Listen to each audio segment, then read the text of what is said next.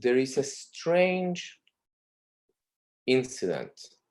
Torah tells us, "Vayetze ben isha Israelit," and the son of an Israelite woman and an Egyptian man had a fight with a fellow Jew, and this person says, "Vayikalel et Hashem," and this person cursed the name.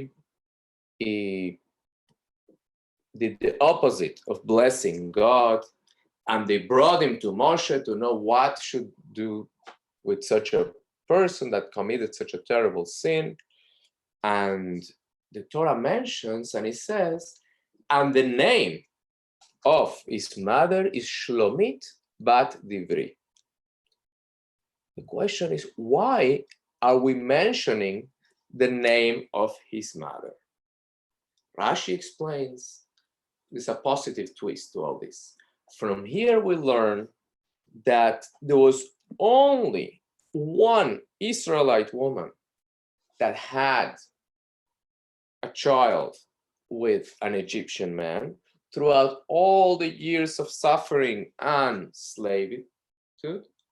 And that's what the Torah specified, only this woman, meaning that all the other Jewish women were tzunuot, were modest, and were able to preserve their purity. But the question is, seems to be that we're praising the Jewish people by putting down a Jewish woman.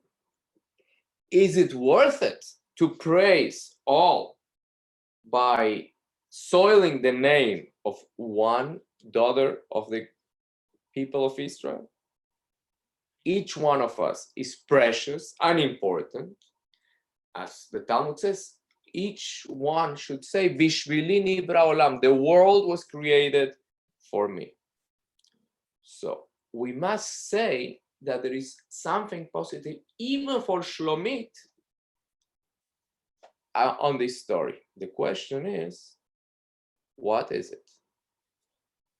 So what comes out positive is that we are praising everybody else on the Jewish people. But why this is not putting her down, which it's forbidden. So let's analyze another mitzvah, that is Bal Tashchit. Bal Tashchit means we're not allowed to destroy or to waste anything. You can't destroy something for no reason. Now, if you're destroying something in order to improve it, for instance, you have a wall, you can't just make a hole on the wall.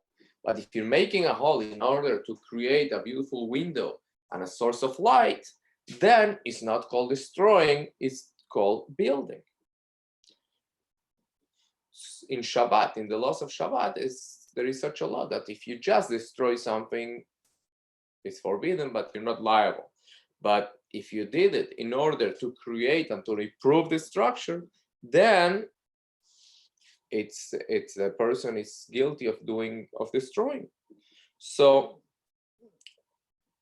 we have to understand here what is the positive outcome for Shlomit. For sure, there must be one.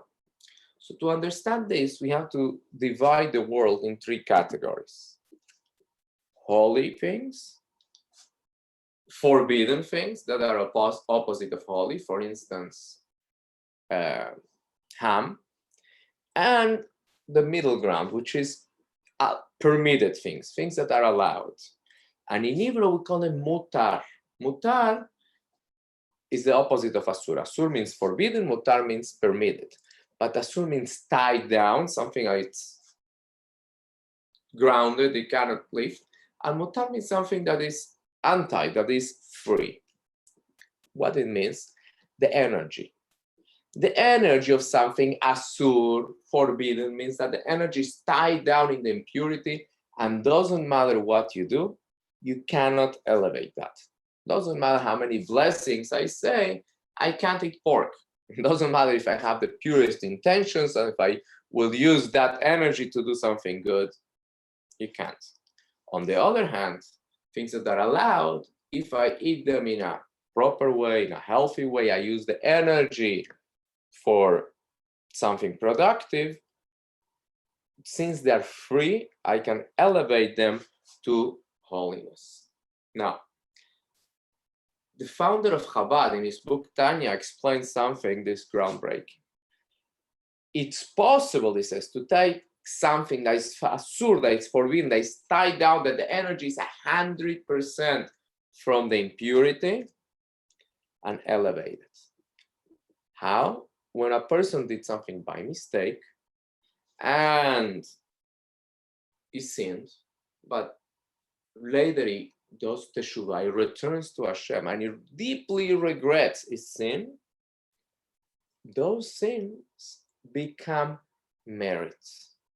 And it's, in a sense, it's logical.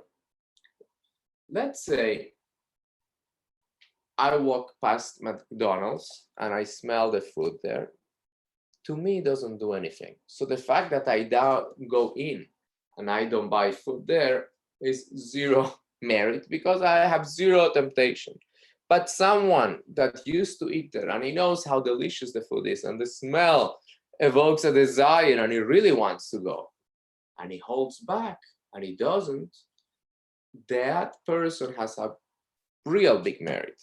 And he's transforming his negative experience, what he did wrong. Now, as he's controlling his urge and desire to do it again, those become merits for this person.